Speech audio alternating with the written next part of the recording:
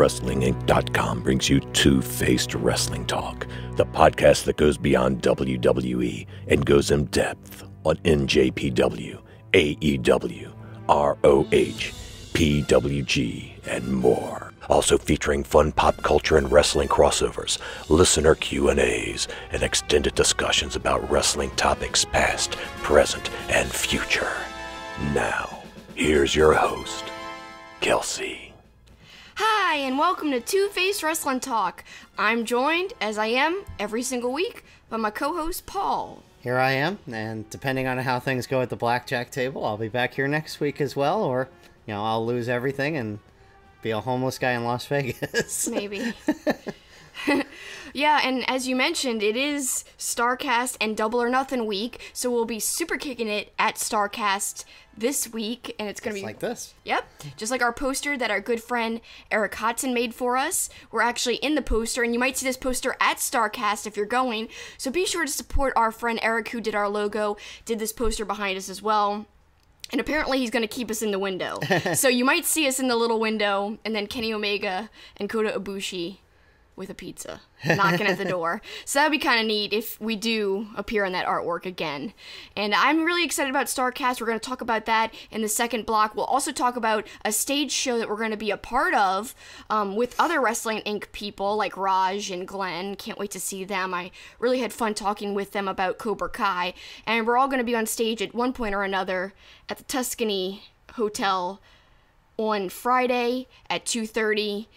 Wrestling Inc.'s Hootenanny, it's called. Yep. I don't know exactly what we're doing, but I know we're going to be there. Yeah, we're going to be there. So please, if you like us, if you like me, come see us. And if you like Kelsi and you like us, make sure you check us out at TwoFacePod or twofacepod.com. Yep. And you can find out all the listening platforms for this show, and also your Twitter at SuperKickingIt, where usually you have either or Kelsi likes. You had to take the week off as we get prepared for All In, or Double or Nothing. How many times am I going to say that in the next week? Yeah, I know, All In was such a huge deal, and it was only like almost, not even a year ago, really. No. By the time Double or Nothing happens, it'll be like 9 months. It's crazy when I said big things were on the horizon before All In. I mean, I said that it was a huge deal, and we did the whole Young Bucks special, which we'll talk about and plug. If you guys want to go back and listen to it, I highly recommend it. We did a lot of research. We'll talk more about that in the second block. But first, let's get into the Best of Super Juniors tournament. Yeah, and as of the time we are recording this, we only are through nights 5 and 6. Again, things kind of hectic as we are getting ready to head to Vegas. But an interesting nights 5 and 6. I thought the best match on night 5 was the Shingo Kanemaru match. I thought they did a really good job of selling what Kanemaru did to Shingo's knee, and really made it seem like Shingo might actually get his first loss, which obviously would have been a huge deal. Yeah. But of course Kanemaru was doing all of it by heel tactics, getting Tai Chi involved. I wonder who Shingo will lose against. I mean, do you think he's going to have a perfect score, a perfect showing in this tournament? It would be interesting to see if Shingo could go undefeated and go to the final, and Dragon Lee is on his side, and so automatically I guess he would get a title shot for beating Dragon Lee, right? Yes. He could lose and still get a title opportunity down the road, but I think it would be interesting to see, kind of keep this undefeated thing going a little bit through the tournament and up until he gets a title opportunity. A lot of people projected that he could win the whole tournament before it even began. They were predicting Shingo. So we will have to see how it plays out, but he did not get his first loss yet. No. He ended up winning. Yep, and he through night 5, he and Ishimori, who of course was in the finals last year, were the leaders in that block. I think the surprise there is probably Tiger Mask at 4, Skrull at 4, Dragon Lee at 4. I found, I don't know about you, that block is not as interesting to me as the other block. I mean, it's been fun to watch Shingo, especially, again, Kanemaru with the near falls, kind of made that interesting. Like, is Shingo going to get his first loss? But to me, the other side of the blocks is much more interesting. I think so, too, and I mean, that's how it always was, and I've heard actually other people say that too. I mean, this one has some highlights in it. I mean, like you said, Dragon Lee, Skrull, they're kind of highlights. Gresham, although Gresham is only at 2, and I'm really surprised about that. Like, I just don't know why they're not giving him a little more momentum in the tournament. He's such a great technical wrestler. I'd like to see him at least 4 right now, but you can't have everyone win, you know? And there's still matches left to go, so there's still time to... And we talked about it last week. Sho had the best 2 matches early on. He finally got a win in the other night, so he's finally on the board too. But I think it's Shingo's block to win, basically. I think so too. I mean, because I don't think Dragon Lee's going to win the block. I mean, he could, but no. I just don't see it. He's already the champion. Yeah, there wouldn't be any need to, right? Let's talk about the other block. 2 Bullet Club members went head-to-head, El Phantasmo and Eagles, and the 2 newest guys really in New Japan, or 2 of the newest. And this was a really funny match, and El Phantasmo is really kind of a clever heel. He kind of feels like he really fits with Tama Tonga, even though we haven't seen them together that much. But they seem to have that similar sarcastic personality. Yeah, definitely. And those are 2 of my favorite guys right now, and especially in terms of new guys. Eagles and Phantasmo, just really charismatic dudes. Really heelish. Perfect for Bullet Club. Really cool to see them go against each other from being in the same faction. Yeah, Eagles and Phantasmo, kind of some funny stuff as they started to get wrestling. Phantasmo cheap shots Eagles a couple times as they go to do handshakes, and then Phantasmo leans in. I'm sorry, I overreacted. Let's wrestle. And then as Eagles turns his back, Phantasmo cheap shots him. So great heel work by Phantasmo, and 2 of the best new wrestlers, obviously, but just I think going to be 2 of the best wrestlers, period. And as of our taping, Phantasmo and Ospreay will have happened. We don't know the result on that yet. I'm so excited to see that again, because they already faced each other once, not in the tournament, but I can't wait to see it again. Maybe we'll try and catch up on it late night after our fun in Vegas, so that'll be our nightcap, is trying to catch up on some of the New Japan stuff. Yeah. And definitely checking out the Ospreay Phantasmo match.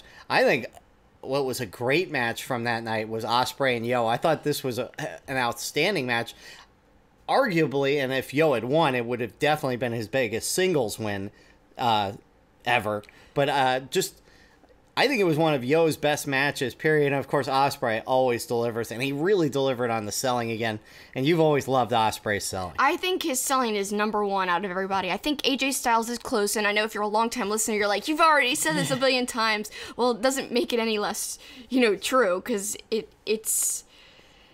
it's really great to see Ospreay sell. Some people think it's over the top. I think it's just the right amount, and I think it's believable. And I kind of like when he does go over the top a little bit, because there's sections where he'll just be screaming and screaming. I like that. I don't know. And for some reason, to me, it's believable. He's just a great high-class seller.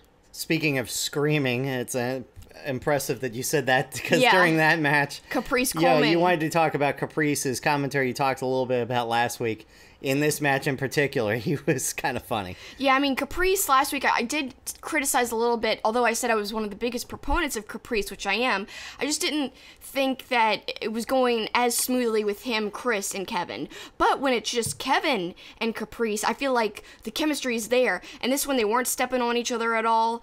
And, he screamed like bloody murder. It was like, ah! When Ospreay chopped Yo right in front of him. Yeah, it was right in front of their announce table, and the squeal that he had. How'd you do it? You did an impersonation. Like, ah! Yeah, that was better. Well, that wasn't very good either. But it's better than mine. Mine was like, eh. That's not how it was. But, no, so, again, through night 6, on that side, Ospreay, Phantasmo, and obviously I think the surprise at 6 points would be Taguchi. No real surprises farther down the list. I mean, Ospreay, Phantasmo, Robbie Eagles are really the guys that you would expect to be towards the top. Taguchi would be the surprise. Yeah, Taguchi. I mean, I always say that he can wrestle really well, and people forget that. So, to me, don't sleep on Taguchi. It's my boy. 2 of my favorite moments of nights 5 and 6 involved guys who's missed. Back to the Shingo Kanemaru. Kanemaru went to blow the whiskey into Shingo's face, and he had already introduced a chair into the match, and Shingo holds up the chair to block the whiskey. Yes. And then in the Bushi Taguchi match, Of course, Red Shoes gets knocked out, and Bushi goes to use the mist, and he actually uses the mist, and you think it's going to be the end, but Taguchi ends up getting the ankle lock and gets to 6 points. So, some good stuff there. And I love Taguchi's theme song. You do. Yes. And you love Taguchi just in general. I do. Funky Weapon. So, plenty of good stuff still to go in Best of Super Juniors. Of course, the finals are in the first week of June in 3 years. I think this tournament goes so long. I don't know. It feels real long. First week, but it's great. It's great match quality. That's the awesome part about these tournaments. Is yes, it's a lot to watch, but you get great matches over and over again. Just the insane quality and stamina that these guys have to put on these level of matches night after night in these tournaments. It's really impressive when you sit down and think about what they have to do. Yeah. And all the travel. Even if, it's one block one night and the other block the other night, so, they're not but they're having still singles. Tag team matches. But they're still tag matches. But they're not singles matches. But still, they're doing tag matches. They're traveling. It's a really harsh schedule. They did get a little bit of a break this week after the Saturday, Sunday. They didn't resume again until Wednesday morning. So at least they had a couple days off there. Let's shift gears and go to WWE and the Money in the Bank pay-per-view, which none of it was spectacular per se, but I thought there were some good moments in it, and actually a couple really good moments, to be honest. And I didn't think any of the matches were not good, but I wouldn't say any of them really jumped out, except for, to me, Stiles versus Seth Rollins, which you knew was going to be great. And even Corey Graves at the end of that match said, the fan in me hopes that they do it again, which... the realist in me knows that WWE is going to bleed that to death, and it is going to happen again. But it was great. You timed it, though. It was only like 19 minutes. They could have gone much longer. I mean, that could have been a 30-minute match. Easily. With those guys, just such high-quality performers in the ring. Really wish they would have had a little bit more time. Although the match itself, it felt like... It didn't feel rushed, per se. But, like we just alluded to, a little bit longer. 5 minutes longer, I think, could have added a lot, though. The show started with the women's Money in the Bank, and Bayley ends up winning that. Yay, Bayley. You predicted that, and yeah, and it came true. Yeah, and the only problem with putting the either of the Money in the Bank matches at the beginning of the show is it almost feels like it's obvious that there's going to be a cash-in at the end of the show. It happened last year, and again, it happens this year, with Bayley. So to me, that's the only thing, is it almost makes it seem obvious that something's going to happen that night if you put the Money in the Bank at the beginning. I really think at that pay-per-view, the two Money in the Bank matches should be the last two matches. Yeah, but then you can't cash in. Right, I know, it's a mix, but if they're going to put one early every year, they can't have a cash-in every year. Yeah. I don't think I hope they aren't planning on having a cash-in every year, but I think the Bayley cash-in, though, was a success. Oh, yeah, absolutely. I mean, I think that was the right move, and I think it gave a lot of excitement to the pay-per-view, because I'm not sure how people in the whole feel about Brock Lesnar winning the Money in the Bank contract. I actually liked it, but we'll get to that in a little bit. In terms of Bayley cashing in, I loved that whole story, how that played out, and actually rewinding a little bit before Bayley cashed in, Becky and Lacey Evans actually looked a lot better than the last few times I saw her, so I think I was more impressed with her. I thought she did a decent job holding her own with Becky Lynch, and I think my favorite part of the whole pay-per-view, Charlotte comes down to the ring smiling like the hugest smile ever. Like, she's so expressive. Like, she has this evil smile. She's so happy. She's like walking down to the ring like so it's the cocky. greatest. I know, it was the greatest thing ever. Yeah. And because Becky Lynch was about to head to the back, and then Charlotte's like, "Nope, you're gonna face me right now." Yeah. It was awesome. Yeah, because I mean, they sold it later that that's not when the match was supposed to happen. That Charlotte match was supposed to be later, after Becky had just beaten Lacey on kind of a, the match was pretty good, except for the ending was a little clunky, or at least odd. But yeah, Charlotte coming down to that ring, it wasn't even just the smile, it was the walk, it was just all of it was so, we both laughed so hard. And then she sat on the ropes to let Becky in, come on, let's go, get in the ring. She was saying that and motioning towards Becky. Just well done heel work for sure, because it's like a cocky heel type of behavior. I loved it. I think that was one of my favorite parts. And then Lacey comes back, gets involved, and ends up giving Charlotte the win, which I thought was kind of a good move there. And then Charlotte and Lacey start beating up Becky Lynch, and here comes Bayley to the rescue / cash in, as you mentioned, and I thought that was all really done well. I mean, I thought everything about the cash in was good. Yeah. You know, I think it was also good that Bayley didn't cash it in per se on Becky. It was kind of good that it was on Charlotte. So I thought it was all good. It really was good, and Charlotte winning the belt again, that was kind of a big deal. I liked that, but again, that happened really fast. And as you mentioned, it didn't happen with a finisher either. Right. Like her normal finishers. Right. Which was odd. But I guess it protected Becky a little that, Bayley was able to cash in on Charlotte instead. Even though I think it would have protected Becky had she just gone through 2 matches and then got cashed in on. But it wouldn't be any favorites for Bayley's character. Right. She's supposed to be a face, so having her beat Charlotte is more of a feel-good moment.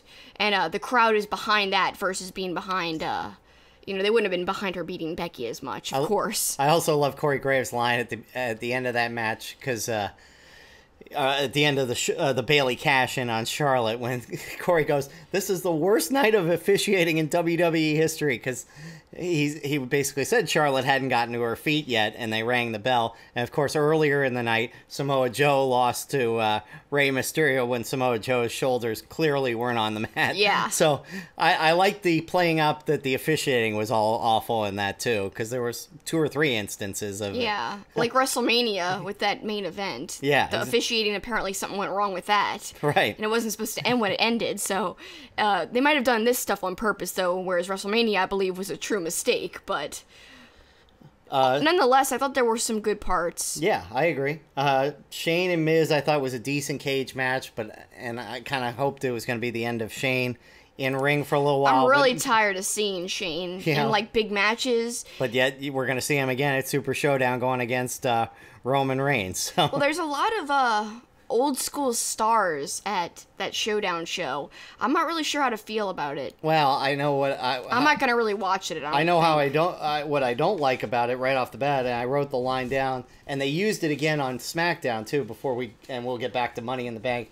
Both Michael Cole and Tom Phillips used the line that Super Showdown will equal or exceed WrestleMania. Why are they promoting that? Well, yeah. And why would you destroy one of the biggest brands on WWE for? I mean, it's something that the agreement that with the Saudis, make it seem like it's the biggest event, like WrestleMania. I thought as soon as I heard that line, and then I heard Tom Phillips say the next night that Super Showdown was going to equal or exceed WrestleMania.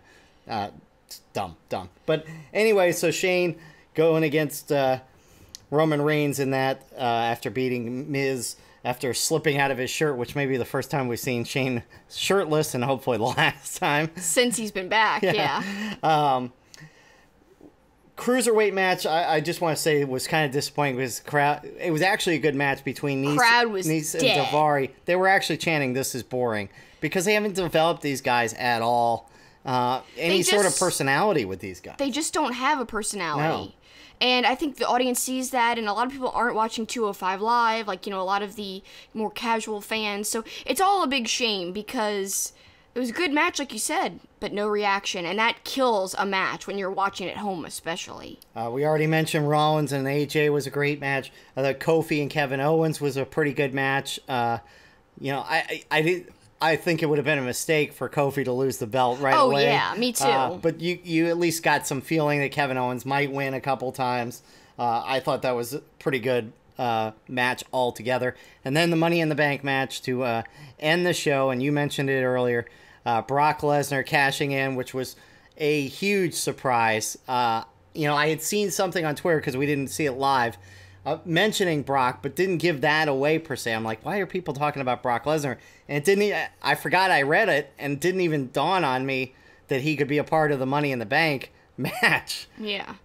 I really loved, actually, his involvement because he was way more expressive than he's been since, he's been around recently.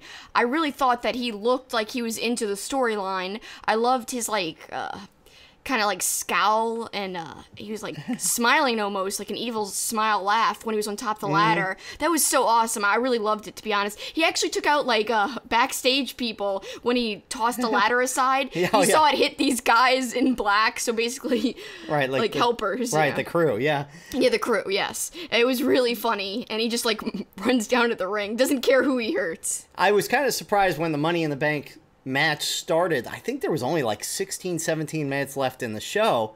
And I'm like, boy, this isn't a lot of time. But boy, they packed a lot into that Money in the Bank. They did. I mean, there was a lot of crazy spots. The Andrade superplex off the ladder onto another ladder. I mean, Finn bounced so flippin' high when he was like, was that a powerbomb? I can't even remember what that was, into the ladder. He bounced like, God, how many feet was it? It felt like 2 feet. Yeah, well, it was a superplex, and I thought Andrade had hurt himself, too. Yeah. And like you said, Balor, like, it was like you hit a mattress, not a ladder. I know, it was really, really scary looking, honestly. And Ali did that Spanish fly off the ladder, Corbin choke slamming Ali through the table. Just a lot of crazy spots, and I did love Michael Cole's line in the middle of the Money in the Bank match. He's like, what is wrong with these guys? Yeah. I thought that was a great line. Ali actually looked like he was busted open at the end of the match when they were all laying outside. Ricochet had some cool parts, too. Yeah. It was great to see him in the match, because that's a big match for Ricochet to be in. But he has been getting kind of like a push ever since he got up on the main roster. It's no surprise to anyone. I mean, he's a wonderful performer. And this isn't the last time we'll be talking about Ricochet. We'll actually talk about him in a Pwg Rewind, which is kind of like AEW Double or Nothing themed. We'll do that in the second segment of our show. Let's carry it into Raw and more of Lesnar kind of being goofy and gif worthy with the briefcase like a boombox. So many people putting other songs to, like him bobbing his head with the Money in the Bank briefcase. It's so hilarious. Why did he keep doing it? Just when I thought, okay, that was the last little head nod he's gonna do. No, he did it again and again. And I was like, whatever. Paul Heyman cut a great promo. He did. That's nothing different. So that was kind of neat. Will this be something different for Brock? Is this a good direction for the Money in the Bank contract? Was it the right person? I actually, like I said, I liked him actually winning it. I liked the sequence and him coming down. But if we talk about him having it and what that means going forward, I actually think it works. I'm kind of quote you, actually. You said that it's almost better to have him as the contract holder versus the champion, because you never know when he's going to show up. That means he doesn't have to be at every show.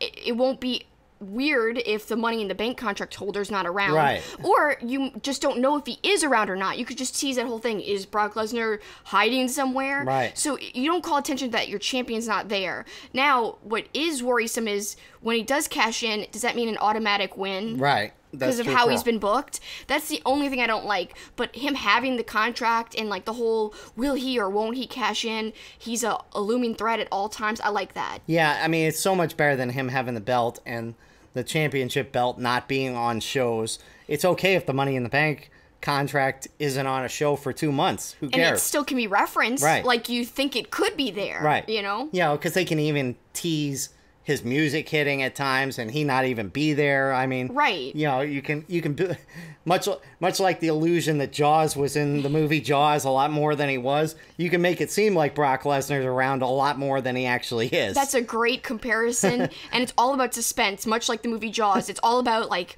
oh, like what's gonna happen? Is he gonna pop out? Is he gonna be here? Is he gonna run out? Is he gonna cash in? It's just like that, and that works. That's kind of like a solid thing in movies is suspense. It always works. It's more than seeing the actual thing a lot of times. That's why any other shark movie where you see the shark has not worked since Jaws. And Jaws is way older than these other movies like Deep Blue Sea. And I could name 1,000 others that are not as effective. Well, of course. Yeah. Now, what they are trying to do, kind of changing gears, but in the same motif, they're trying to build suspense with this new 24/7 title. I like the premise of the title. I like that it can be defended on 205 Live, NXT, NXT UK, Raw, SmackDown. I love the premise. Yeah, I love that. I think that's cool that the champion... But it already seems ridiculous with the Benny Hill-like routine of one guy running and everybody chasing him. It reminded me of watching Benny Hill, which I don't even know if you know what Benny Hill is. No. Okay. No. showing my age, showing her age. But what is Benny Hill? Classic British comedy. But a lot of times I'll play you the music too and show you a bit. I like Monty Python. That's British comedy. But that's the way this kind of feels already, with R-Truth running through the building and Carmella dressing him up in disguise. They're making it stupid already. When the actual premise of the belt could be very cool in that it's defended on every show, doesn't mean the title's got to be literally on the line every second of the day. I just think that it comes with the territory when you're talking about R-Truth. Well, yeah. I mean, he has a silly gimmick, so I don't know if he's the best first champion if you're going to make it. Well, technically, I guess he was the third champion because it changed hands like 3 times during that show. Well, the guy who ends up having it right now. I just don't know if he's the guy to, end up with it for the longest amount of time, just because it's going to end up being a little silly right away because of him. It's the nature of him. I know he deserves to have a belt because people say, oh, he's done so much for the company, he always delivers. Well, he's had 2 belts in a year now. Exactly, and I just think he's kind of silly. I don't know. I'd like to see someone else take it and actually be serious about it, and it could be a cool thing. Like I know they kind of did a similar thing with the hardcore title back in the day, where you had to defend it at weird times, right. But it just felt more serious. Right. Sometimes it was funny. Right. Sometimes it was funny. Right. But on the whole, it was kind of cool and serious, and you didn't know when it was going to show up like a defense of the title kind of thing or a challenge. So this has that feel, and it was kind of fun because Mick Foley did introduce it, has that hardcore tie-in in a way. I didn't like the design of the belt. A lot of people are complaining about that. Yeah, it's kind of cheesy looking. None of the belts today in WWE are very nice looking. It's just all very generic, very cookie cutter, very medical, sterile. I don't know. I don't like it. Well, you talk about R-Truth not being serious. One guy that is serious is Lars Sullivan. I really like the way they're handling Lars Sullivan, just having him run through lesser guys and keep doing that for months. You can do that for a while where he's beating up lesser guys and just kind of build up this character of invincibility. And I loved Corey Graves' line, he's cementing his legacy as a walking slaughterhouse. I do like that. That's good. That was a good line. Quickly on SmackDown, I thought the Andrade Ali match, as you would imagine, was probably maybe the best match on WWE TV this week. Really good. And I got to tell a story. Again, I was a little behind on SmackDown. I think I watched it later that night. And just randomly, I was like, man, whatever happened to Dolph Ziggler? I guess because Big E came out. And I was like, what happened to Dolph Ziggler? He hasn't been on TV. And literally the next segment on SmackDown was when he attacks Kofi. Did you really think that? No, I swear to God. I'm like, oh my God, how weird is that? That is weird. Yeah, randomly, I just looked up about Dolph Ziggler, and then, the next segment, he was attacking Kofi. That's so weird. I can't believe you actually thought that. I know. Did he really? Yeah, no, I totally No, did. I believe him. It was very, very bizarre that happened. That's funny. People wouldn't believe, but in the movie, Zombieland, there's a gate that says BM on it, and I was like, wouldn't that be cool if it stood for Bill Murray? And it did. But knowing that it did stand for Bill Murray and he made a cameo, it's easy to say that now and people wouldn't believe me. Right. But I swear that I was like, wouldn't that be cool? Because he's my favorite actor. So it's the same thing. I believe you. Because nobody would believe me, but I swear it's true. It was bizarre. I'm like, of all the days for me to just look up what's up with Dolph Ziggler, and then for that to happen on SmackDown, it's pretty funny. It was pretty weird. Yeah. So, but I believe you. So that's New Japan. That's WWE. Now our next segment, we're going to talk all AEW and the huge weekend that is coming up in Las Vegas. Can't wait to get out to Sin City. And I was looking at the weather. It's actually going to be nice. I was dreading that we would already be in the oven-like conditions. Yeah, but they say it's dry heat. Oh, well, trust me. I've been to Las Vegas. I covered the old Arena Football Championship game in Las Vegas in late June, I think it was. It is literally like you're standing in an oven. It's 105 degrees. It's not any better than the heat and humidity. I like the heat here. Well, we don't. I said not any better than the heat and humidity here, but to me, hot is hot. Yeah, I like the heat sometimes. So whatever. Well, it won't be. It'll be warm during the days, but at night, it'll be nice. So, anyways, we're not going to spend much time outside, anyways, between all the panels and the wrestling, and of course, I we'll be spending some time at the blackjack table and the sports I book. gotta brush up on my blackjack. You gave me a book. I gotta brush up. I used to know how to play. There may be a couple panels that you'll be alone and I'll be at the blackjack table. Well, I want to be there too at one point. I want to see a few games. We'll see. All right. So when we come back, we are going to talk all AEW and Double or Nothing and Starrcast, plus our PWG Rewind. St. Arnold Brewing Company, located in Houston, is Texas' oldest craft brewery. Their goal is to brew world-class beers and deliver them to their customers as fresh as possible, making them the best beers in Texas and Louisiana. Their customers are beer lovers, people that appreciate great, full-flavored beers. So whether you're enjoying an art car IPA or a smooth-drinking lawnmower, look for St. Arnold beers throughout Louisiana and Texas. Our Two-Faced Wrestling Talk logo was inspired by Two-Face, the Batman animated series character, and his coin. The logo was designed by the talented and creative artist Eric Hudson. Eric creates wrestling-themed pieces as well as other pop culture art. He is also currently working on a Roddy Piper comic book. You can follow him on Facebook, Twitter, and Instagram at Dreaded Dinosaur. You can also support his work by becoming a patron at patreon.com/dreadeddinosaur. Please check out his work. And now back to Two-Face Wrestling Talk.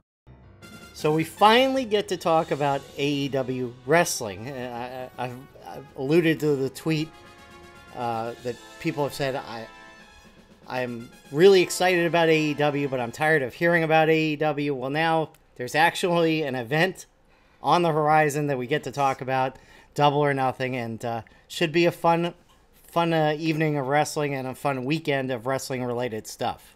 Yeah, I can't wait. I can't wait to see some friends and make new friends, hopefully. I know that Mark Blutman's going to be there. Liam O'Rourke, who's the author of one of my favorite books. We'll talk about that in a second because he's going to be in a panel I really want to see.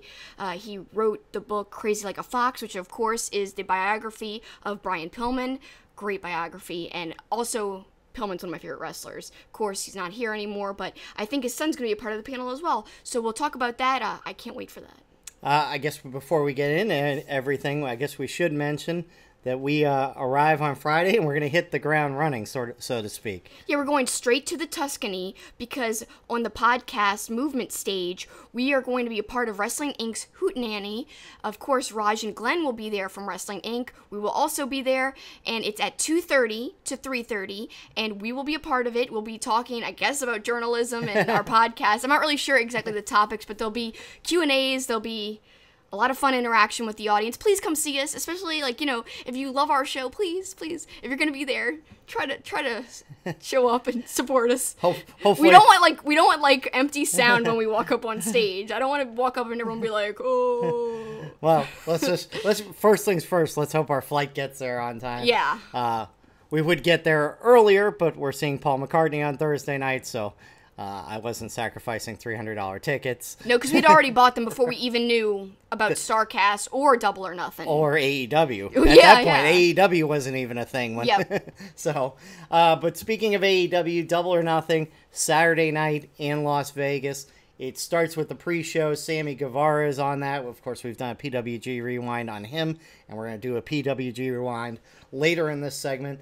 And then I like the touch of the 21, of course, because of Vegas Man Casino Battle Royale, where your man, the Perfect 10, reappears as a new name, but there was a good promo kind of showing that he would be a part of this. Great little video package teaser with a really neat flipped casino coin talking about the Battle Royal. Also, there was a card dealer dealing out cards. Sean Spears, a.k.a. Ty Dillinger, picks up the card, actually shows it to the camera, which you're not really supposed to do, but I think it was a 10 of diamonds, if I recall the card correctly. I think so. I know it was a 10, but I think it was a diamond, though. So that was really neat. He's obviously going to be involved. I like that a lot.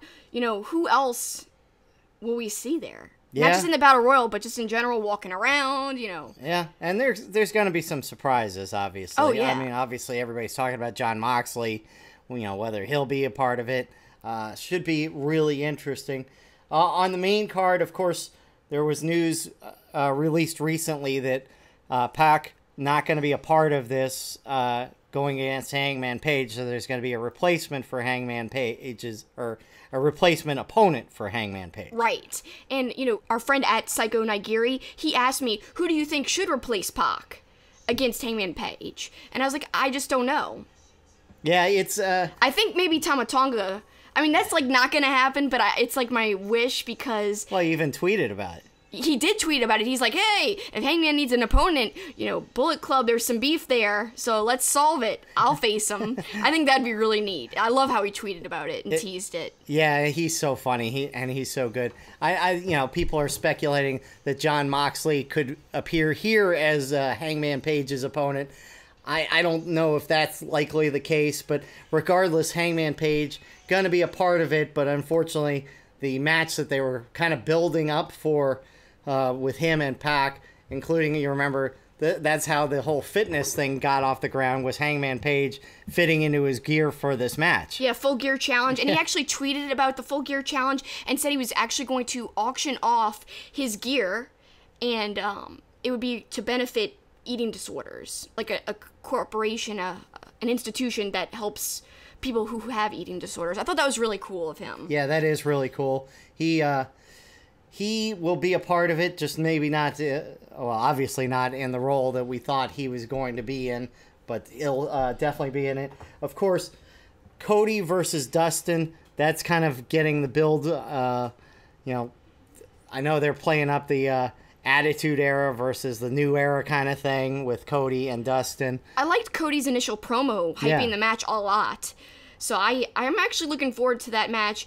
I don't know the wrestling quality, how high it's going to be, but I've liked what Goldust did the last few times he was in the ring. So now he shed his Goldust appearance. He's wrestling as Dustin. How will that change his style of wrestling? I think it might affect it a little bit, but in a good way. I think it'll be a more realistic style, and I think it'll be really interesting because of the story more so. And I feel like that's how, if you look back at All In, that's how Aldous Cody was. I had some problems with the match, including the blading. Right. The insanely obvious blading where Cody was underneath a table or underneath somewhere. I think it might for a really long time. For an insanely long time. But the emotion in the Aldous Cody match was what was there. That was what was present, and it worked. I mean, when you saw them meet up in the middle of the ring, there was just an electricity. I feel like the same thing's going to happen with Dustin and Cody. So I'm really looking forward to the emotion and the storytelling of that match. I will say, this may not be the most popular opinion. I'm not nearly as excited about this as I was for All In, mainly because and I'm excited to get introduced to some new people, but All In, it was all almost dream matches, and it whereas there's kind of an unknown with people we don't know in some of these matches, so I know it's going to be awesome. I'm just not as excited as I was for All In, just because of the secondary stuff, but to me, with the two main matches, that's going to more than make up for for any... And look... Especially Bucks versus Lucha Brothers. Yeah. And look, some of these matches where I don't know these people doesn't mean they're not going to be great matches. They are going to be great matches. It's just, I don't know them, so I don't know what we're going to see. And so part of that's exciting, too, but that's also like going to a house show or whatever in your local town and there's wrestlers you don't know. Yeah. That's kind of going to be the experience on some of this. Honestly, All In was something really special to me. I mean, this is special too because it's the launch of something new. There's a lot of heart behind it, and I've supported the Bucks for a very, very long time.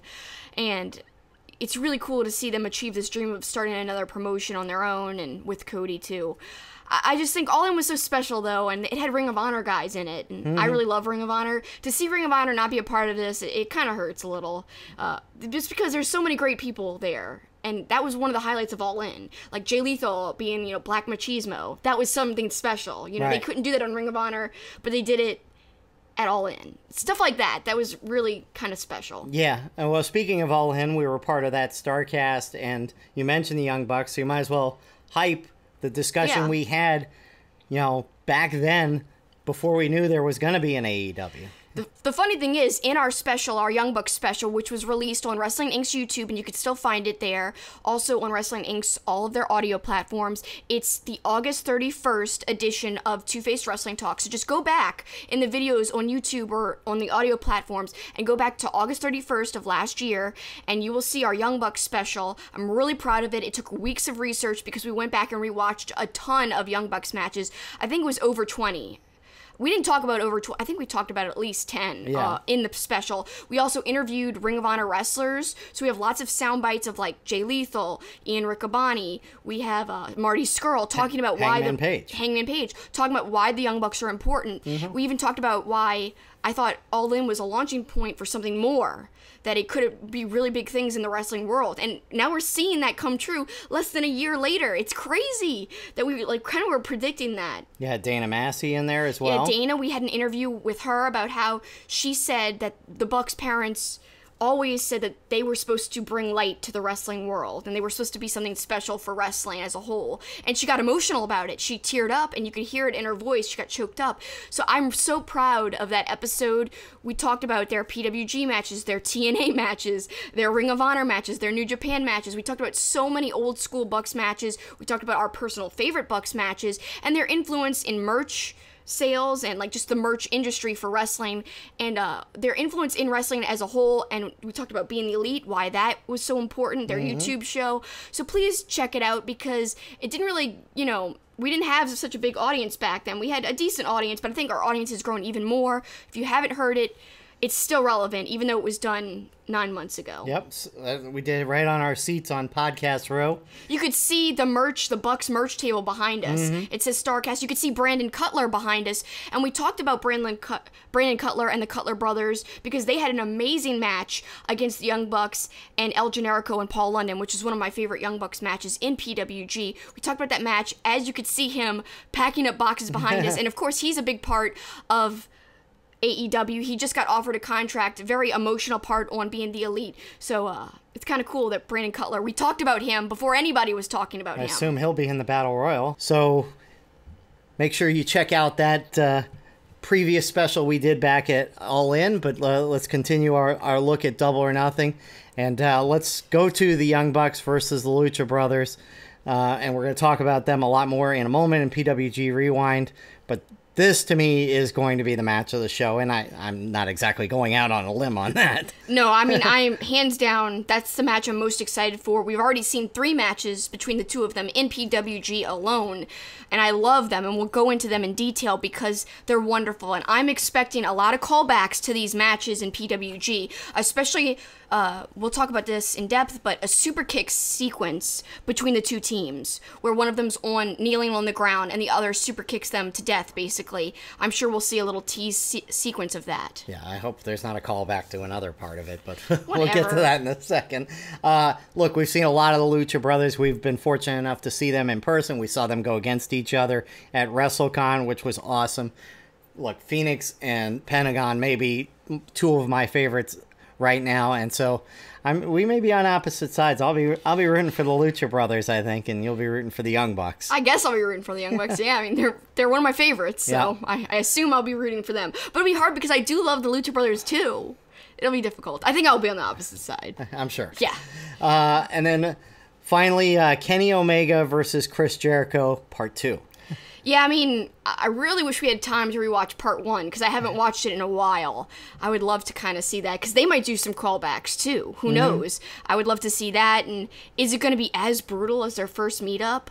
Could be. Yeah, I'm really excited about that, too. But I gotta say, between the two, I think I'm more excited for Young Bucks Lucha Brothers. It's kind of funny that we really haven't seen... I mean, I know the Young Bucks have appeared on some things, but it's just kind of funny. It feels like forever since we've seen Kenny Omega or the Young Bucks, but in particular, Kenny Omega. Well, in particular, for me, the Young Bucks, I mean, there's not been this many months where I haven't seen, like, an extended, important Young Bucks match. They made some appearances here and there at different promotions, which I did watch, either on YouTube or went back and rented the show, but this is going to be their first extended match in a long, long time. So it's been forever. Even with Kenny Omega, too, it's like he hasn't been in New Japan in so long, and we haven't seen him do anything after having so many classics in a row. It's crazy how long it's been. Well, it's going to be interesting. It's much like people are talking about, and you knew I'd find a way to work the Boston Bruins into the podcast. People are talking about how the Bruins may have rust because they haven't played so long. Will there be a little ring rust for a Kenny Omega? I mean, obviously, he's one of the best in the world, but to not be in a top-level match for so long, I wonder if it'll start slow. You know what I mean? I think it will maybe start slow, like testing each other out versus starting really fast and furious. But who knows? Only time can tell. I think he's obviously going to be ready. Maybe he'll be even more ready because he had a lot of time to prepare and to get ready. Yeah, and obviously he's had time to let his body heal for a little while after some of the great matches he's had in New Japan. And his mind. Lots of video games. Yeah. So, yeah, he's ready. Yeah. He's ready. Yeah, well, let's hope he doesn't have, like, carpal tunnel from playing too many video games. That is true. All right, so in anticipation of Double or Nothing, we've got some matches we're going to look back at involving the Young Bucks and Lucha Brothers and Rick Knox, ironically enough, who is recently signed by AEW to be an official. So it's time for the PWG Rewind. Back in my day, video stores told you to be kind, rewind. Well, we're taking their advice. We're kind, and we're rewinding by taking a look back at PWG through the years. It's time for PWG Rewind. Okay, and this is my favorite flippin' segment. I really love this segment because a lot of people don't know PWG is where dream matches happen for the first time. So, in reference to that, Lucha Brothers and Bucks already have happened, not just once, not twice, but 3 times. 2 times the teams met one-on-one, and then the third time, which was really the second in the series of 3, the second part of the series, that was actually a triple tag team match. Mm-hmm. And the third team was Ricochet and Matt Sydal. So we're going to talk about that in a second, but first, let's talk about one of my favorite refs ever. Rick Knox. Why is he a favorite? Because he's always been a part of PWG. He has a lot of great PWG moments, especially interacting with the Young Bucks. And to that, we have a match where he's involved against the Young Bucks. The Bucks are teaming with Brian Cage, going against El Generico, Rick Knox, and Kevin Steen, also known as Kevin Owens. Now, of course, kind of a random matchup on both sides. I mean, Cage being with Young Bucks is also random, but Knox being involved on the opposite side, very, very unusual, but it works, trust me. So let's go down to this match. I'm going to read my notes because we took extensive notes, and it's a great match. There's a part of the match that's iconic, and I'll talk about what that part is when we get to it. So this is from 2012 Battle of Los Angeles. It took place in September on the 2nd, again, of 2012. The crowd is already chanting Knox at the beginning of the match, and Rick Knox shoves Nick Jackson, already animosity at the beginning of the match. So the crowd also starts chanting, kill Knox, kill, kill Knox, kill, instead of kill Steen, kill. It's awesome. So it's important to note that Kevin Steen is not out in the beginning of the match. It's almost like a 2-on-3 match at the beginning. Which I kind of commented about. I'm like, isn't Kevin Steen in this match? Yes, and he does eventually come in, which we'll get to, but for a very long time, he's not involved at all. He's not even out in the outside of the ring or anything. So there's big elbows by Knox to open up the match. There's an awesome drop kick as well by Knox to Matt Jackson. I mean, Knox looks really good. Well, that's a key part of it. Is, we've seen referees involved in matches before, back in the 80s, the Danny Davis, I believe his name was, in WWE. But Rick Knox can actually wrestle. I mean, he was pretty good. He is pretty good. And so not only is Kevin Steen not out for most of this part of the match, he's not even around. Brian Cage is on the outside, but he's not tagged in for the majority of the beginning of the match either. So really, it's focused on Knox and the Bucks, and also El Generico and the Bucks. That's a lot of the highlight of the beginning of the match. So we've got a lot of back and forths. Bucks and Cage are focusing mainly on El Generico for quite a while. And you think that eventually Knox is going to get the hot tag and come in, be the fresh guy, and save the day and go against the Bucks. But this is where Steen finally appears, and he tags Generico for the hot tag. He comes in and DDTs the Bucks. Awesome stuff ensues. Of course, Steen and Generico, they're either working together or working against each other. So you see a little tease of the tension between El Generico and Kevin Steen. Of course, we've been referencing El Generico. That is Sami Zayn, if you guys didn't know. Right. Most people do. Yes. So they are kind of arguing in the middle of the ring who's going to dive over the top of the rope, who's going to run the ropes and then dive over. So they're pushing, shoving each other. Knox comes in and separates them and is like... And this is the iconic part. They all run the ropes, and then they dive over the ropes to the outside. And this is like an iconic PWG image. The three of them, including Knox, diving over onto Bucks and Cage. Awesome. Flippin' awesome. It was. If you guys haven't seen it, you need to go back and watch it. For that one spot alone, I think it's really powerful. Another powerful, literal powerful move. Brian Cage deadlifts Kevin Steen from the outside to the inside. It's insane. And then Kevin Owen kicks out. It's just the power of Brian Cage. And he's so much smaller. Well, that's what I was going to say. He's not the Brian Cage that we see right now. I mean, he is not nearly as bulked up, but still just as powerful. I mean, this was such an impressive move because Kevin Owens is lighter than he is now, but he still wasn't, I mean, he wasn't a cruiserweight at this point either. No. So it really was a cool, impressive moment. And again, Generico's the one tagged in, being worked over. Finally, Generico tags in Rick Knox, but Knox gets immediately super kicked by the Young Bucks, and Matt Jackson says, "You're dead, Rick!" I love the "you're dead" stuff. And this, you know, they could still say "suck it," and they could still do the things that later they couldn't do anymore. Right. So I like little touches like that. Rick Knox chops and lays in really big forearms to Matt Jackson. Then Knox is the one who super kicks Matt after blocking a super kick from Nick. So I like that he turns the tables on them, and he's the one super kicking the Bucks, who are known for obviously doing super kicks. Then Knox has a double lariat to both the Young Bucks. Steen has both the Bucks on his shoulders. Knox DDT Matt off of the top rope. You know, off of Kevin Owens' shoulders, right. or Kevin Steen's shoulders. It's great. Just awesome interactions between Steen, Generico, and Knox working on the same team. They worked really well together. And then finally, to end the match, Knox splashes onto Matt for the pin, and the match ends actually with not tension between the Bucks and Rick Knox, but tension between two of the same team members, with Kevin Steen and El Generico almost looking like they should hug. People are like, hug, make up, and they don't. They flip each other off in the middle of the ring, because they're rivals. Yep. And throughout their history. Obviously, they've had a long rivalry before and after that, and I'm sure even down the road in WWE, they're going to have another one at some point. They're one of the greatest, you know, duos ever to go together or against each other in wrestling. One of the classic feuds ever. Any match between the two of them. But now let's shift gears. Young Bucks versus Lucha Brothers, and we looked at 3 matches in PWG over the course of a couple of years. And these were really 3 great matches, but and we're going to talk about those, but I'm hopeful that this one at Double or Nothing is going to be the best of their meetings. I'm just hoping that they have enough time to execute a really long match, because if you remember back at All In, the Bucks got shortchanged, but that was when they were the main event. Right. So since they're not probably going on last, I'm guessing it's going to be Omega Jericho last. They might actually have more time, which I'm hopeful for, and that would be great, because they need time to be able to live up to these previous PWG matches. One of the great things about PWG is that the matches are very lengthy. They have time to breathe.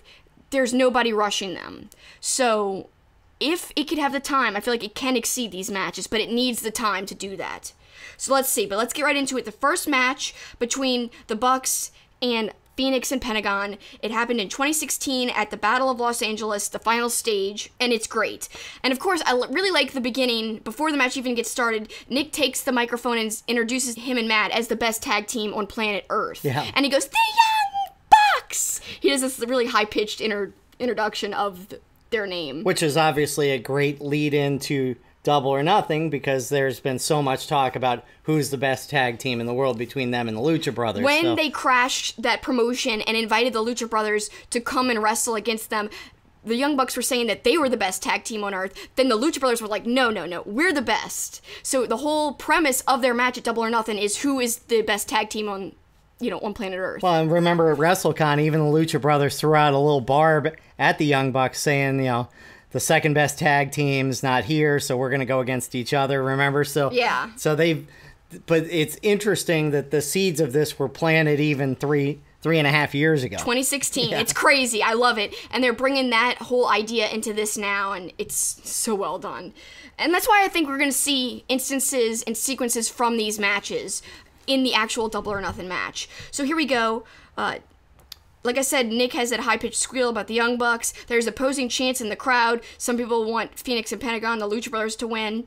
Then there's this is back when, like I said, the Young Bucks could say "suck it." Right. Phoenix and Pentagon were actually wearing weird outfits. You had a comment about that. Well, yeah, to see them in matching outfits was kind of surprising because now Phoenix kind of has his own look and Pentagon obviously has his own look. And so it was funny because I don't think Pentagon was as big as he is now either. So at times it was they almost looked alike. They did look alike. And, Pentagon wasn't wearing his, padded vest thing, whatever that is. And he wasn't wearing his, creepy makeup or anything. So it was very odd looking at them like that. And, of course, we've seen old Lucha Brothers matches. Right. We just haven't seen an old one in a while. So I was like, oh, this is, very confusing.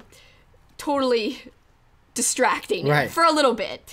One of my favorite parts, but you didn't like it, Matt cartwheeling and flipping over and over again in the ring just to go to the outside to rake the Lucha Brothers. And this is classic old school Bucks. If you look at a lot of older Bucks matches, they don't do it as much anymore. The back rake. Over and over again. They'll do some crazy moves and then they'll just end up doing a back rake. Which is fine. Classic Bucks. That's in my opinion. That's far from my biggest beef. So lots of package pile drivers onto the aprons. They did this in multiple parts of their matches together in this sequence that we're about to talk about. It happened here. Pentagon package pile driver Nick onto the apron. Then a double stunner by Phoenix onto the Bucks. That was awesome. Pentagon has Matt on his shoulders and package pile drivers Nick. Then Phoenix 450s onto Matt Jackson. Matt kicks out. Nick flips to the outside over the top rope. Meltzer driver on the outside of the floor. And of course, that's when we get the classic Excalibur. Go ahead. Unbelievable. And I think we'll probably be hearing that if we rewatch Double or Nothing later. Yeah, I'm sure. We'll hear some unbelievables, especially during Bucks and Lucha Brothers. Exactly. I can't wait for that because, again, I love Excalibur, another part of PWG that has gone into AEW, who has become a part of AEW now. Awesome to see that. But that was to me, that was one of the best moves of that match because Nick flips over the top rope and does the Meltzer driver onto the floor. It was really, really cool. It was probably, to me, the signature moment of that match. But, it didn't end there. Even though that was an extreme move to the outside. There's another Meltzer driver, but this time into the inside of the ring, and Pentagon kicks out. Mm-hmm. So it's not over there either. Lots more offense.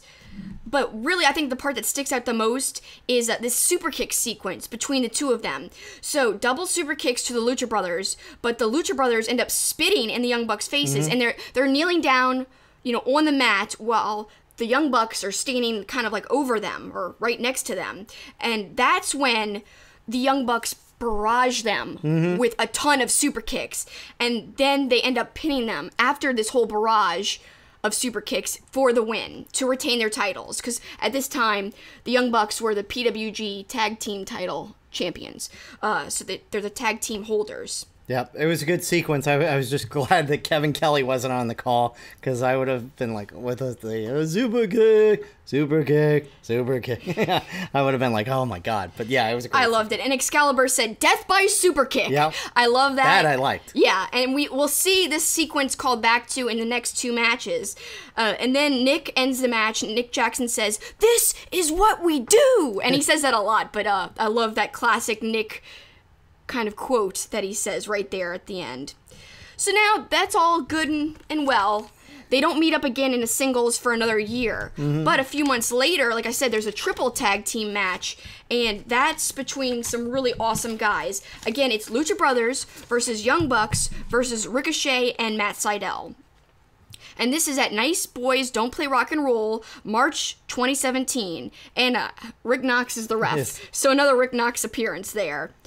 And I like the beginning because Nick actually super kicks a streamer back into the crowd. That was funny. There was a couple of funny streamer moments in the beginning of that match. Then, this is Tornado Rules, Sudden Death.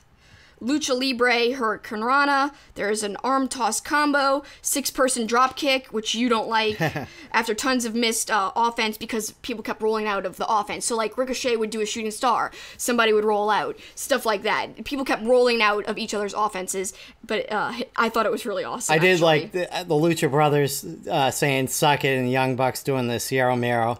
So they reversed each other's sayings, Right, basically. that was kind of funny, but then for me, this got off the rails pretty quickly. Yeah, I know you didn't like it. The Young Bucks put on Lucha Brothers masks, and then Lucha Brothers put on Young Bucks jackets, and they did the pose with the flexing. Even then, I'm still okay at this point.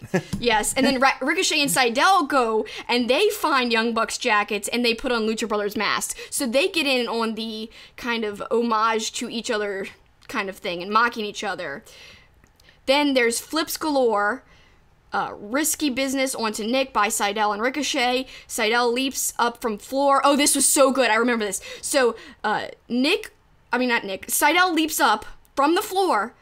He snap Rana's Phoenix. God. And the height that Sydal gets from the floor to basically Phoenix was on either the second or the top rope. And he grabs him with his legs. And then it's incredible. I can't even describe it good enough. Like, you loved that spot. It was incredible. And, I'm kind of speaking out of turn because this is not the match where things got off the rails for me, but there was little hints of that in this match. But, yeah, the Sydal thing was crazy. I mean, it was just like, because the athleticism and him, the way he just kind of quickly popped up. Yeah. It was kind of out of nowhere. It was so good. And if you guys recall, we just talked about the package pile driver on the apron in the previous match. Well, it happens again, but with a different sequence here. So Pentagon, again, package pile driver to Nick, which I believe is the same person he did it to before. Then Ricochet does a Canadian Destroyer onto Pentagon. And then Matt DDTs Ricochet onto the apron after leaping over the top rope. So tons of stuff. And then finally, Nick jumps from top rope to the top rope and then somersaults to the outside. We've seen Nick do this amazing balancing act before. Like, a good example would be their ladder match against the Hardys at Supercard of Honor. One of the craziest things I've ever seen. He, tips off from a ladder to the rope to, flips onto a table. Right. So this is very reminiscent to that, but instead of just a ladder involved, he does it from rope to a somersault to the outside. Wonderful sequence, just tons of offense from everybody in that whole quick sequence of events.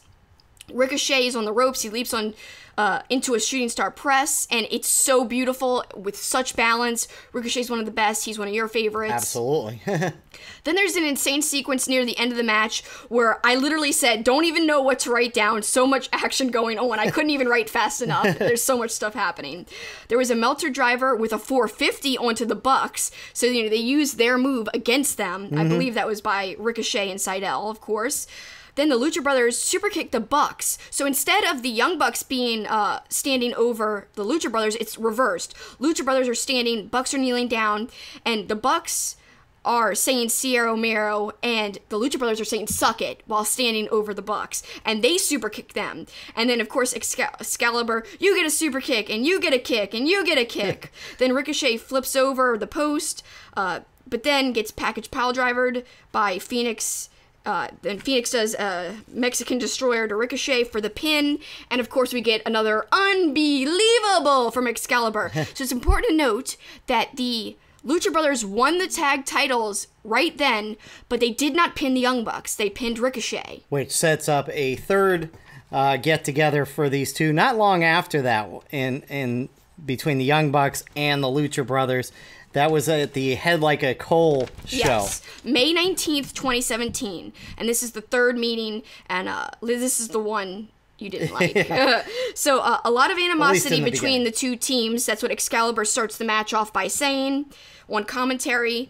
And Lucha Brothers did not pin Young Bucks, like I said, to win in that previous match. Right, and so that's brought up, and, that's one of those key things that, it's important to note that they didn't get pinned, and so, we didn't... Go ahead.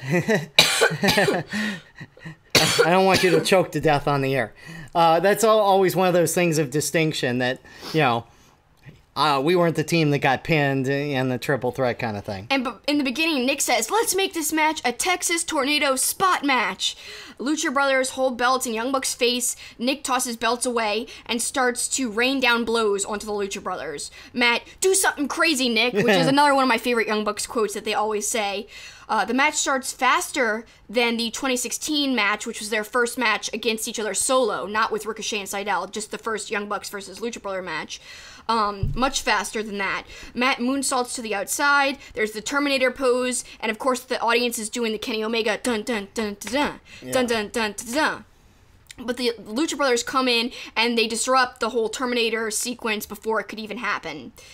Pentagon, Tope con Hilo onto Bucks. Pentagon pokes Matt into the eyes. Nick with impressive sequence, including walking the ropes and then Hurricane Rana to the Lucha Brothers. Lucha Brothers double throw into each other from the powerbomb position.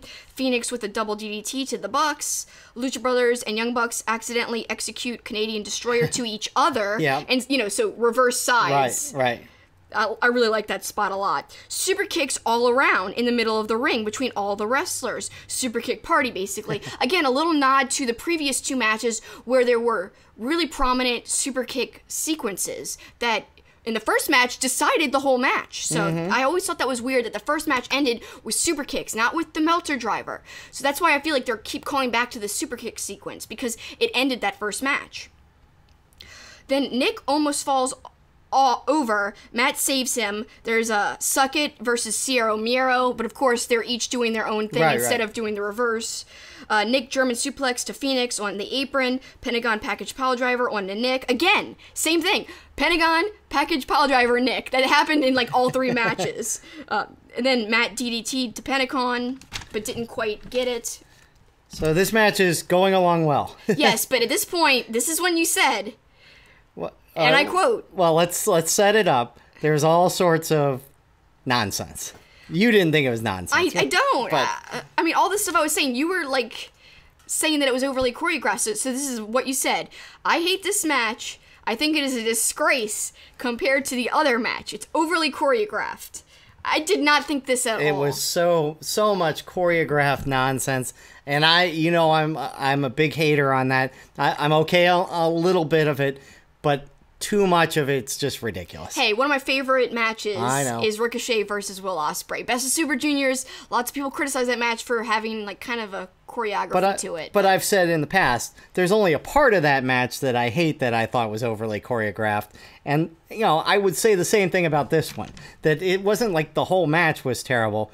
It was just like a 5-minute sequence where I literally wanted to throw up. Whatever. You're so harsh. It was a disgrace. It was not. It was fine. Anyway, the Bucks do an indie taker to Phoenix with forced assistance from Pentagon, which was really cool.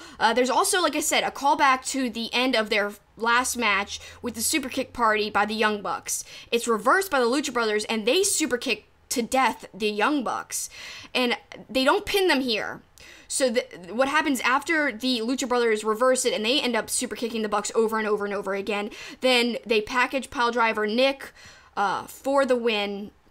Lucha Brothers retain over the Young Bucks. And at the time I said, I wish it would have ended as a direct symmetry to their previous first match, with it actually ending with the Lucha Brothers doing a super kick by death to the Bucks and then just pinning them right there. It would have been beautiful symmetry, but because they kind of almost mirrored that in their second match, even though they didn't pin the Bucks in that match, they still mirrored it and kind of had the upper hand because the Bucks were forced out of the ring in that second match. And that's why the Lucha Brothers were able to pin Ricochet. So in a way, they kind of did super kick to death the Bucks in the second match. Right. So that's why they didn't have to end it this way. And I think they ended it a little bit more definitively by doing the package pile driver, by doing more than just super kicks, kind of saying like, well, we're the tag champs now, B. Yeah. I'm not gonna curse, but you know what I'm saying. Well, I thought it was a great series of matches, and it can only get better with Double or Nothing. I hope so. I hope it's gonna live up to the promise. Well, I hope you're not gonna say it's a disgrace. But I'm telling you, if there's like a 5-minute sequence of choreographed, I may be the only person in the arena booing. You know what this is, right? I'll be the heel. I know. Go ahead. Get off my lawn! Insert audio clip because I found a great "Get Off My Lawn" thing from Gran Torino. Yep. Your boy. Get off my lawn. So I'm going to put it right here. Get off my lawn. Yeah, see, that's better anyways. Yeah. I think of myself more like a Clint Eastwood than a high-pitched old lady. Get off my lawn. That's a little less high-pitched. But another great PWG Rewind, and again, hopefully this match lives up to those matches minus the choreography. Whenever we can go back and watch PWG, I really love it, and I think it's going to play a big part in Double or Nothing. So if you guys are not familiar with the matches, try to find them. Yep, you got time. Yeah, go look for them because they're awesome, and I think it will add to your enjoyment for their Double or Nothing match. I think so. But now it's time to close out the show and send them home, and we're going to talk about Starrcast now. Yay! And some things we are looking forward to. First and foremost, I guess we got to mention it again, that we are going to be a part of the Wrestling Inc. stage Friday afternoon, 2:30, the Wrestling Inc. Hootenanny. At the Tuscany, yes. I can't wait. I don't really know what we're going to say on stage, but we'll wing it. Yeah. I think we're good at that, so we'll see. I'm the king of that. I'm hoping to talk a little bit about the Bucks and like their best matches because they have such a big part in AEW and kind of the evolution of the wrestling business and the revolution, really. I think they're a huge part of all of that, and it'd be great to talk on that since we have the research from our previous special. But we'll see. If they just want to talk about fun stuff, that's fine too. Now again, we're not getting there till Friday, so there's a couple things we're going to miss. The Joey Ryan and the Kenny Omega movies. By the way, I heard that the Joey Ryan documentary is amazing. Candice LeRae just tweeted about it. She goes, I can't wait for people to see this. This is the real Joey. He is so much more than a move. So I retweeted that. Tons of people liked it. She's amazing. He's amazing. And of course, they worked together for a long time. I know you don't like Joey Ryan, but I can't wait to see you see this. I don't like the gimmick. Move. I know. I think he's actually a good wrestler. I can't wait for you to see this because maybe you'll see him in a different light. Oh, yeah, I'm sure. So we'll see. Unfortunately, we're not going to make the screen. We've got to find another way to watch it. Well, that and the Kenny Omega movie. Yeah, soon we've got to watch these movies. Yes. But some things we are looking forward to. We'll start with Friday. The press conference and the weigh-in ought to be interesting. We remember All In's weigh-in last year. That's one of my favorite parts because just the Nick Aldis and Cody stare down. I guess there's going to be some kind of Cody and Dustin stare down, and maybe Kenny Omega and Jericho stare down. Maybe. Which is going to be the more prominent stare down. Yeah, Kenny and Jericho, I think. You think so? I think that's the main event, technically. Yeah, so. No, and that should be some good stuff, and hopefully Jericho will get on the mic there, because obviously he's so good. And he's great. He'll call Omega a stupid idiot. And yeah. The Art of Wrestling with Colt Cabana, my boy. Yeah. Can't wait. He's on the wall behind me over here. Yep. I can't even point over there. Yep. You can point to it. Over my shoulder. If you're watching on YouTube, there he is. I can't wait to see him. I love him so much. The Extreme Rivalry panel discussion, Jerry Lynn and RVD. Should be good. That's one of my favorite matches. Like, they've had more than one match together, but I love RVD. He's one of my favorite wrestlers. In fact, when I first got into wrestling, like a couple of years ago, RVD was one of my main favorites. Like, I didn't even discover Kurt Angle yet at that point. I was kind of really into RVD. That was my first favorite. Now, the panel discussion you're most looking forward to, and we're probably only going to see 2/3 of it at the most, because we got they to changed get the to the time. airport on Sunday. It was earlier, but on Sunday... 12:30, Crazy Like a Fox. Remembering Brian Pillman. I love Brian Pillman, one of my favorite wrestlers, rest in peace. Of course, the author of one of my favorite books, which is called Crazy Like a Fox, just like the panel. Liam O'Rourke's going to be there on stage as a part of the panel. Brian Pillman Jr. is supposed to be there. I can't wait to remember a legend. Somebody who's not talked about enough today. I wouldn't mind seeing the Monday Night War stories, but you brought up a good point of, many of these stories we probably have heard, so hopefully it's not just a repeat. Maybe there'll be some sort of fresh story in there. I know you were kind of interested maybe in Sharpshooter, Bret Hart in his own words. Unfortunately, we're going to miss Remembering Owen Hart, which I would have loved to have seen that. Yeah, that was one of the things on the Starrcast list that I would have most wanted to see. But it's important to note that if you're not going to be there, you can rent these on Fight TV. Mm-hmm. So people can even rent our panel for Wrestling Inc. Yep. That'd be really awesome if you guys check that out. Another thing is that you're not interested in it. You even said you might go gamble. Ready to Rumble, watch along with David Arquette. Oh my gosh. Yeah, I will definitely. I haven't seen that movie in 20 years. I will definitely be at the blackjack table while you're watching that. Whatever. We're also gonna miss, unfortunately, Kazarian GM session. I love Kaz, so that'd be a bummer. I do too, but we will see him in action as a part of SCU, and it's going to be a fun weekend in Las Vegas. Again, we've been talking about AEW. When are we finally going to see some action? Well, this weekend we're going to see some action. Yep. It would have been cool if it was in Chicago. It's okay it's in Vegas. Yes, it is. I love Chicago, though, so. I love Chicago, but I also love Las Vegas. I think I like Chicago more. Yeah, I'm sure you do. I do. Anyway, it'd still be fun. And if you guys are going to be at Starrcast or at Double or Nothing, let us know. Maybe say hi to us if you see us walking around. We'd love to say hello. We'll have some stickers that we had from Starrcast last year, so come see us. We'll give you a sticker, and you can represent Two-Face Wrestling Talk. Yep. Also, tweet at us what you think about the events, what you think about Double or Nothing itself. We would love to hear your opinions. Again, at TwoFacePod, TWOFACEDPOD, or my personal Twitter at SuperKickingIt, SUPERKICKINGIT. But that's all we have for today. There'll be much more. Stay tuned to our Twitter. We're going to be doing live videos. We're also going to be doing filmed interviews, we hope, with wrestlers and personalities and people behind the scenes. I'm really, really looking forward to everything. Me too. Hopefully we'll be loading up on the content. Make sure right after Double or Nothing, you go onto our Twitter. We will have a spare change recap of what jumped out to us in Sin City. Maybe even from the arena as people are filing out, Exactly. which people love when they could see the ring behind us, and we're giving our initial literal post-match reactions right after it ends, post-show reactions. Yep. It's one of my favorite things we do. Me too, and it'll be fun to see, and can't wait to get out there. Yep. Until next time, we thank you guys for spending your valuable time with us. It means so much. That's it for us, though. That's the finish.